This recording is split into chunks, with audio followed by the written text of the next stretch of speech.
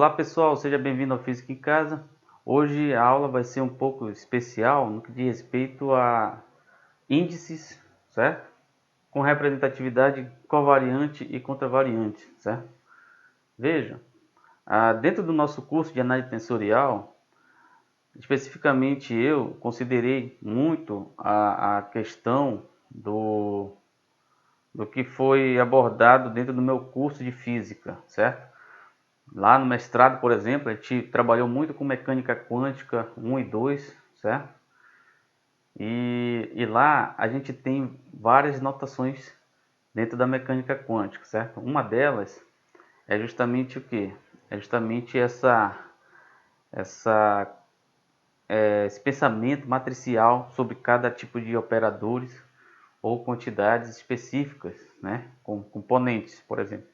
Então a gente sempre tem esse tratamento especial, que é o tratamento matricial sobre cada elemento que participa da operação tensorial, certo? E a gente vem sempre trazendo essa questão da matriz, né? De cada elemento de base, de cada base elementar, certo? Onde, no caso, a base covariante é representada por matriz linha, a base contravariante, uma matriz coluna, certo? Então a gente vem sempre trabalhando, certo? Especificamente com os índices, certo? Para poder representar da melhor maneira possível, tudo bem? Mas veja, no que diz respeito a alguns tensores, por exemplo, a métrica, eu vou colocar aqui, né? A gente tem uma representatividade da base covariante, certo? A base covariante, uma matriz linha, certo? Matriz linha. E a base covariante, contravariante, uma matriz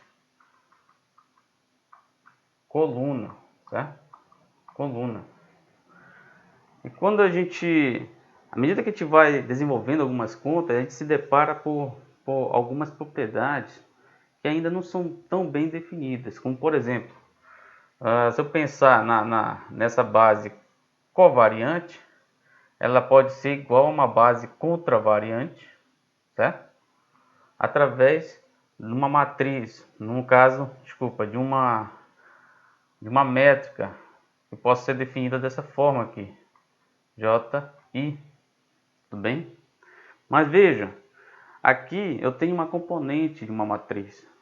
Aqui eu tenho uma matriz linha e lá do outro lado eu tenho uma matriz coluna, certo? Então, essa propriedade, ela nos deixa um pouco inseguro no que diz respeito ao desenvolvimento dos cálculos, certo? Porque a gente já não consegue mais levar essa questão da matriz linha, da matriz coluna, certo? Porque aqui sendo uma componente, é como se fosse uma quantidade escalar, multiplicada uma matriz linha, por exemplo, certo? Então fica um tanto quanto complicado de pensar dessa forma. Existe essa propriedade? Existe, mas ela não está tão bem definida, certo? Não está tão bem definida. Então por isso que eu tento sempre evitar esse tipo de resolução, esse tipo de mecanismo dentro de qualquer operação que a gente possa desenvolver, tudo bem? Então essa questão é muito importante, tá? Essa questão é muito importante no que diz respeito ao tensométrico, certo? Uma das coisas que a gente tem que verificar é justamente o quê? Que a métrica, ela possui dois índices, no caso, ou índices covariantes ou índices contravariantes, certo? E veja, a gente está tendo sempre um tratamento bem peculiar no que diz respeito aos tensores, né? Principalmente quando a gente define, por exemplo, um tensor de primeira ordem, certo? A gente define dois índices, um em cima e outro embaixo, certo? No caso, contravariante e covariante, certo? E a gente realiza um produto tensorial dessa forma aqui para representar dentro das bases elementares, tudo bem? Mas a gente se depara com essa quantidade aqui que deve ser dessa forma. Deve ser dessa forma. Então, como é que a gente pode representar, na forma de notação inicial, um tensor com uma métrica, por exemplo? Então, aí que vem a discussão do que diz respeito aos índices covariantes e contravariantes, certo? Cada índice, ele nos leva a um espaço vetorial, a qual a gente tira informações de um espaço, que muitas das vezes é o nosso recíproco, e traz para o nosso espaço vetorial, certo? Então, como eu já vim apresentando para vocês, se eu tenho um espaço vetorial aqui, espaço vetorial V, eu tenho meu recíproco, que eu vou chamar de espaço vetorial estrela, ou meu espaço dual, certo? Então aqui você tem elementos pertencentes ao espaço vetorial, elementos contravariantes, certo? E aqui, no caso, são vetores. E aqui, elementos covariantes, no caso, são covetores, certo? São covetores, que é justamente o meu recíproco, tudo bem?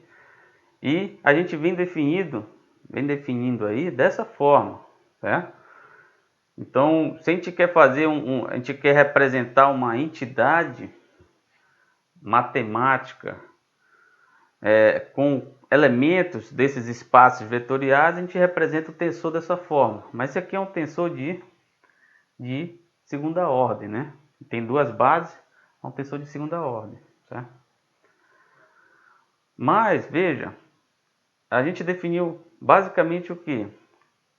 A gente definiu basicamente quantidades contravariantes e covariantes, certo?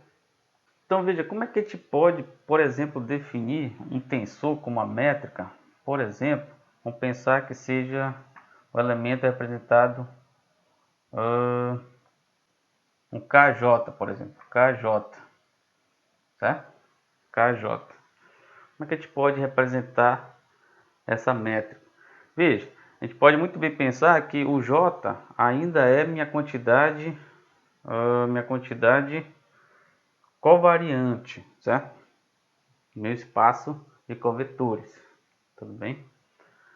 Mas o K, ele é covariante também. E não posso determinar que esse índice aqui, o K, por exemplo, seja representado no mesmo espaço de J. Vamos pensar dessa forma, certo? Então, de maneira que essas representações de índices me diz o quê? Que eu tenho uma quantidade covariante de um espaço vetorial e eu tenho uma quantidade covariante de um outro espaço vetorial que não é nem o espaço V e muito menos do V estrela, certo? Então, particularmente, isso não está bem definido na literatura, certo?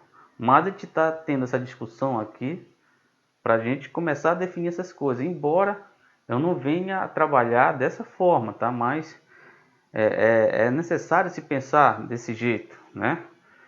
É necessário essa discussão, até mesmo para ver se de alguma forma a gente avança nesse requisito no que diz respeito a essas notações tensoriais que é um tanto quanto complicado. Tudo bem? Então veja, aqui eu posso pensar que exista aqui uma quantidade, por exemplo, uma quantidade covariante, eu vou até definir aqui, ó, quantidade EJ, certo? Quantidade EJ covariante, vai se somar aqui, mas existe aqui um elemento EK, que é covariante também, que não está no mesmo espaço vetorial que EJ, certo? Então aqui eu já vou até colocar um trêmulo aqui, né? Para diferenciar, né? Ou para se pensar que essa quantidade aqui, ela é uma quantidade que está em um outro espaço vetorial, né? Eu posso chamar de um V acento agudo, né? Desculpa. V trêmulo, acento agudo, tudo bem? Então aqui existe um conjunto de elementos as quais nós estamos trazendo para o nosso espaço vetorial também, que participa das nossas operações, certo? Então é dessa forma que o tensor se comporta, né? O tensor ele é uma quantidade matemática que busca elementos de diversos espaços vetoriais, certo? Para que ele possa ser formado. Então ele forma, ele é uma consequência, né, de uma expansão entre bases elementares de diversas que pertencem a vários espaços vetoriais. Então, até mesmo a questão dessa definição do que seria tensor, acho que basicamente a gente poderia partir dessa compreensão, certo? Que o tensor ele é uma entidade bem complicada, bem complexa, certo? Que busca ser representado por produtos tensoriais de diversas bases elementares de espaços vetoriais distintos, certo? De diversos espaços vetoriais, tudo bem? Então espero que vocês tenham compreendido essa questão do tensor, que basicamente é isso que está em jogo, né? Essa representatividade. Até mesmo a questão da notação torna-se difícil para a gente representar. Por isso que muitas das vezes a gente ignora essas situações, essas quantidades matemáticas aí, porque e muito além disso aí também torna-se até assim, fica muito no campo do abstrato, mas a gente está tentando fazer essa discussão, certo? Então, pessoal, toda essa discussão nos leva a pensar de como é que essa quantidade aqui, ó, vou colocar bem aqui, essa quantidade EI contraído com EJ seja produto entre duas métricas, e KJ, certo? Então veja, essa propriedade, ela nos leva a pensar, poxa, como é que se eu represento essa matriz coluna, no caso, se eu represento essa contravariante, uma matriz coluna, e essa covariante, uma matriz linha, certo? Então vejam, coluna, eu tenho o quê? 3 por 1. Uma coluna 3 por 1 vezes uma coluna 1 por 3, certo? Isso vai me dar como resultado uma matriz 3 por 3, certo? E essa quantidade aqui não é uma matriz, certo? É isso que eu quero levar vocês a essa discussão, certo? Então veja, o que me leva a ter esse resultado é justamente a representatividade do tensor métrico dessa forma aqui, certo? Dessa forma. Então veja, vamos verificar como é que poderia dar esse resultado, né? Para me gerar esse resultado, eu tenho que pensar o quê? Eu tenho que pensar que existe um produto entre essas quantidades, no caso EI, existe um produto aqui do meu tensor métrico com a minha inversa, certo? EJ. Só lembrando que uma matriz, ela vezes a sua inversa, nesse caso é identicamente o quê? É igual a uma matriz de identidade. É igual a matriz de identidade. Tudo bem? Esse caso é igual a matriz de identidade. Certo? É representado só pelo I. E ela é como se fosse um elemento neutro. Se a gente pensar que cada matriz é um número, é como se fosse o número 1 entre as matrizes. Ela não altera o resultado, certo? Então, eu poderia muito bem gerar essa quantidade aqui, certo? De maneira que eu vou manter aqui essa contravariante. Agora, na representação inicial, o G vai ser o quê? Vai ser I K, certo? Aí eu vou ter uma componente, no caso aqui eu vou ter essa representação entre as bases, né? Então eu vou ter aqui covariante I K, tudo bem? Veja, esse K, como eu falei para vocês, é uma quantidade que não pertence ao espaço vetorial dessa outra quantidade covariante, certo? Essa inversa aqui seria o quê? Seria a inversa também entre as bases, né? Claro, a gente vai ter que mudar o índice também. Então aqui vai me dar o quê? Vai me dar KJ, certo? Um KJ. Agora, representar minhas bases aqui vai ser exatamente o que? Eu vou ter essa base embaixo, K. Aí, isso não está no mesmo espaço vetorial que a outra base, certo?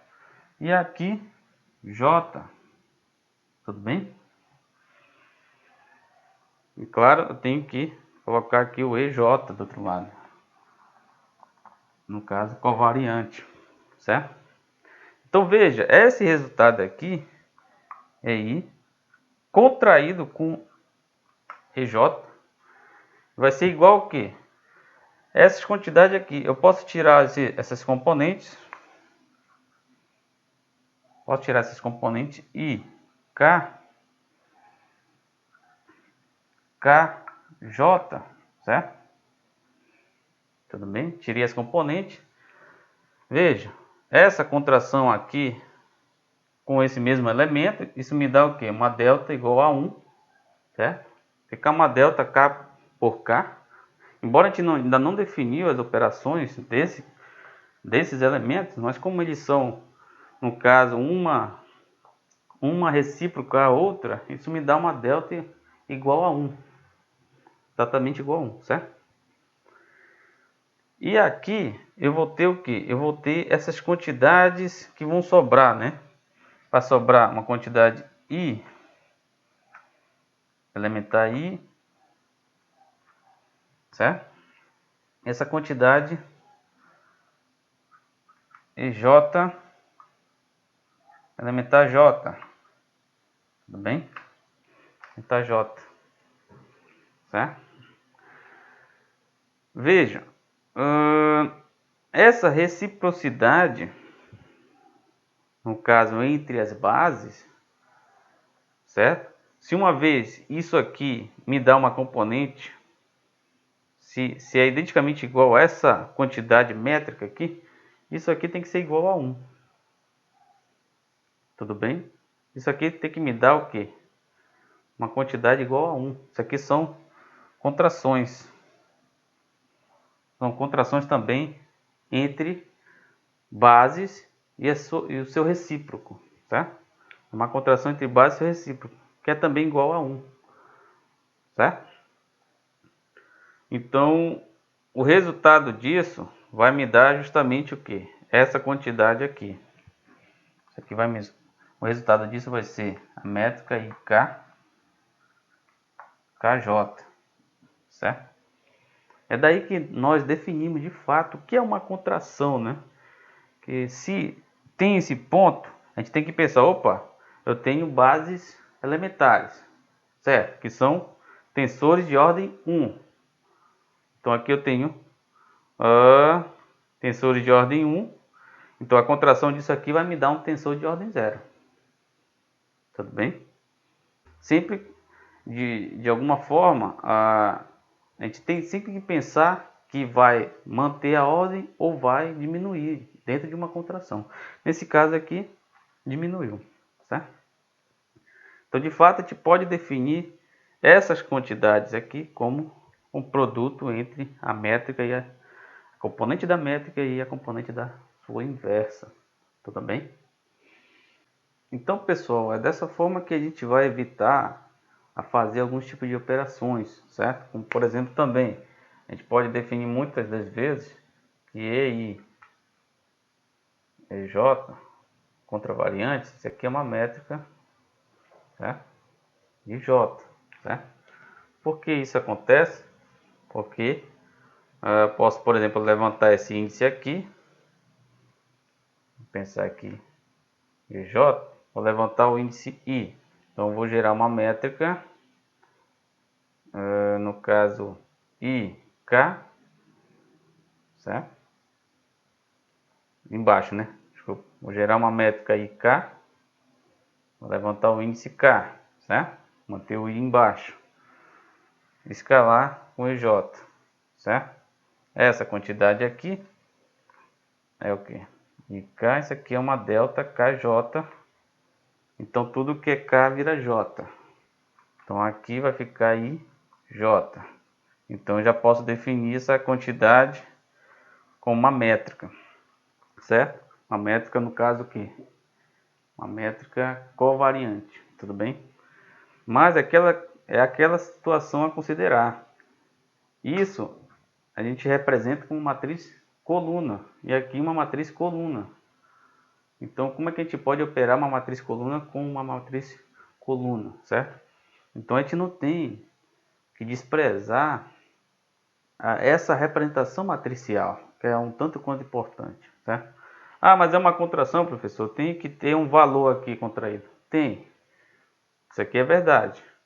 Mas, por enquanto, a gente vai desprezar essas operações, porque a gente está tentando observar uma álgebra, ou então tentando verificar uma álgebra bem mais consistente do que essa aqui, certo?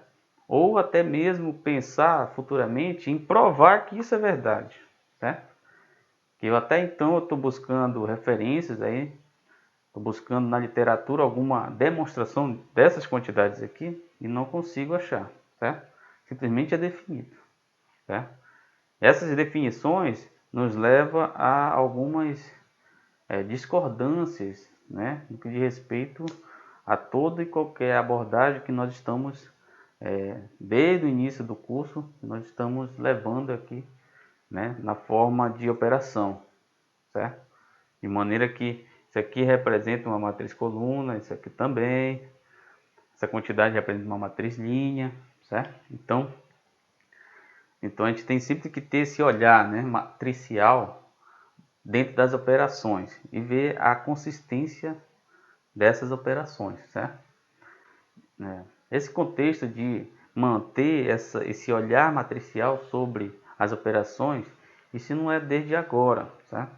Tem exemplos aí na física, né, dentro da mecânica quântica, onde Schrödinger tinha um olhar muito voltado a funções de ondas, então tudo se comportava como uma função de onda. Então tinha que ter ali uma equação diferencial que pudesse representar essa função de onda, né? Que representava ali, no caso, uma quantidade que fazia parte do meu estado quântico ali, certo? Enquanto ele tinha esse olhar, funções de ondas, né? Heisenberg, Paul Dirac, né? Eles tinham um olhar matricial sobre, né? Sobre todas as operações que estavam sendo desenvolvidas na época, né? E hoje em dia nós temos aí temos várias notações, principalmente no que diz respeito às notações de Dirac, né? A notação de Dirac leva muito em consideração essa quantidade matricial, as operações matriciais, né? Enquanto que no contexto de Schrödinger leva muito em consideração estabelecer equações de ondas para que possamos obter na forma de probabilidades ali, né, a função de distribuição, né, que possa me dar a interpretação de estabelecer o estado quântico, de verificar qual a probabilidade de obter, por exemplo, uma partícula em determinado ponto, em determinada posição, certo? Ou com uma certa quantidade, um momento linear, por exemplo. Enfim, isso tudo dentro do contexto da mecânica quântica é um tanto quanto surpreendente, né? Verificar que a gente pode, por exemplo, representar na forma discreta e também representar no contexto do contínuo, né? Discreto ou contínuo, tudo bem? Mas por enquanto a gente vai ter esse olhar discreto sobre cada relação que nós vamos desenvolver. Se por acaso não conseguirmos escapar dessas operações, mas saibam que essas quantidades aí é um tanto quanto estranhas ainda dentro do contexto dentro da literatura, e que isso hoje em dia isso é definido, tá? Isso não é demonstrado, não tem, pelo menos até então eu não consegui verificar uma demonstração sobre essas quantidades. Da mesma forma que a gente pode representar dessa forma aqui, nós verificamos aí na literatura, né? Quantidades, por exemplo, covariantes, como essa aqui, me dá uma métrica, certo? Uma métrica contravariante, IJ, certo? Tudo bem? Que é passível de representar dessa forma. A gente pode pensar em baixar esse índice J, né? E definir a métrica ali, depois vai gerar uma delta, isso vai me dar basicamente esse resultado também, certo? Novamente, aqui uma matriz linha, uma matriz linha, matricialmente são operáveis, né? Fica um tanto quanto estranho operar uma matriz linha com uma matriz linha, mas esse sinal significa uma contração, e a contração me dá, certo? Me dá um tensor de ordem igual ou menor, tudo bem?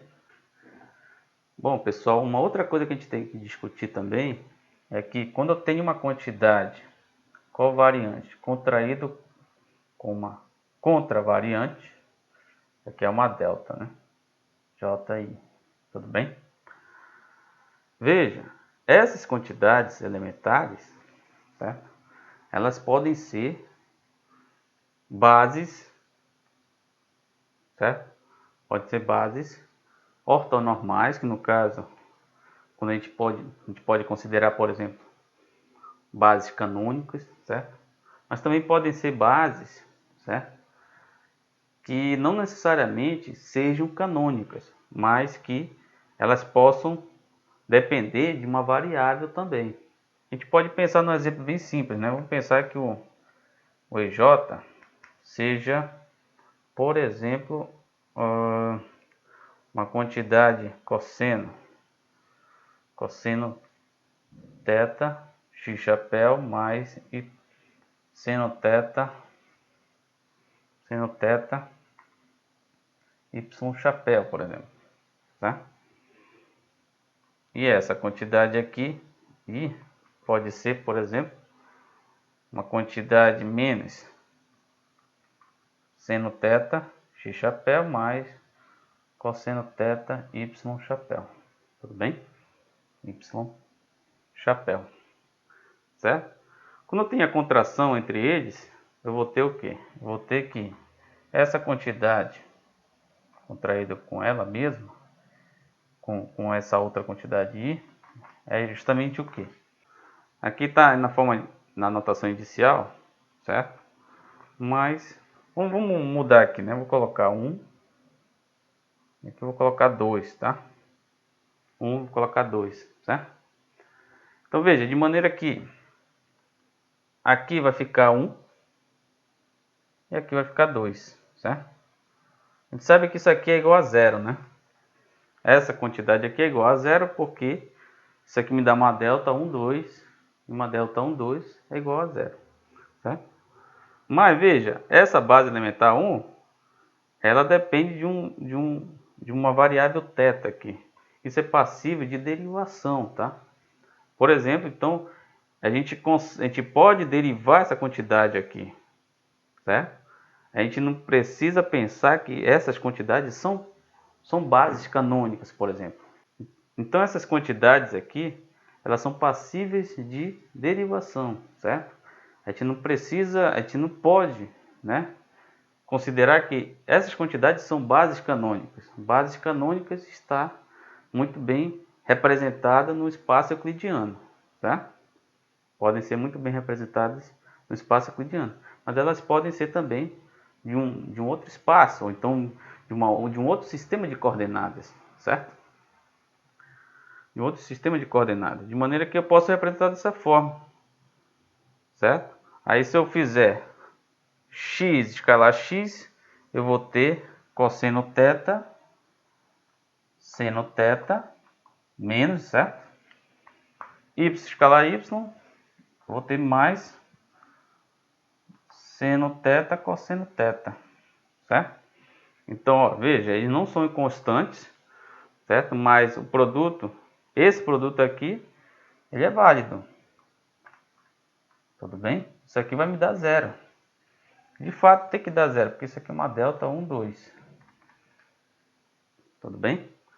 Então, eu posso muito bem derivar isso, essa quantidade, por uma coordenada generalizada qualquer, que eu vou chamar de m, por exemplo.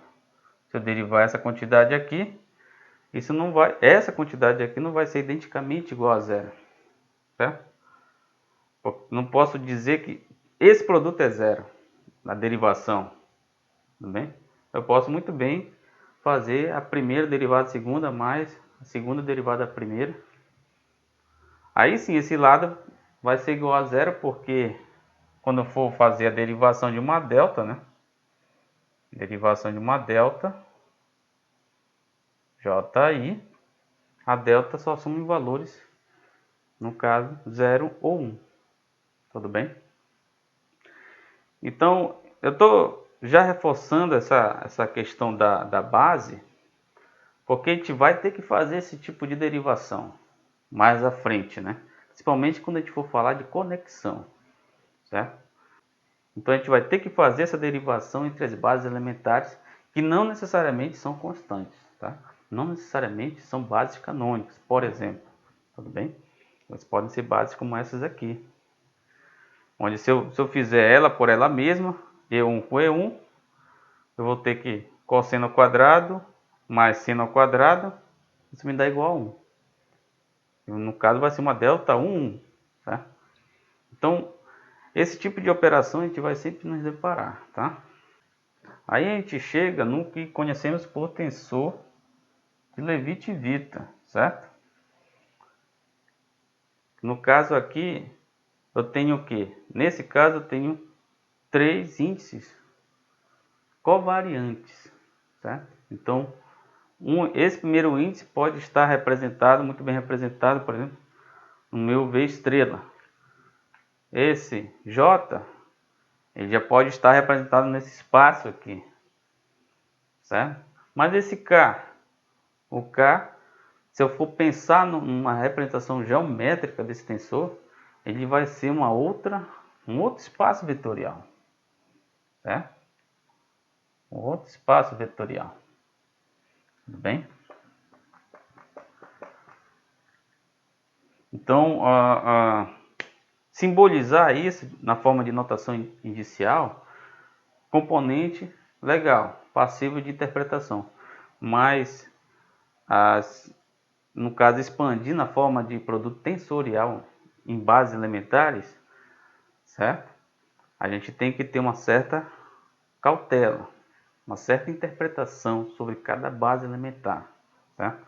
Principalmente sobre cada índice que envolve, né, que faz parte da componente do tensor, certo? Porque existe um conjunto de propriedades que a gente tem que considerar na expansão de um tensor, tá? E isso na literatura está muito implícito, não tem muita coisa dizendo sobre isso.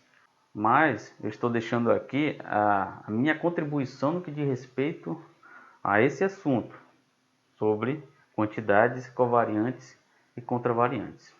Tudo bem?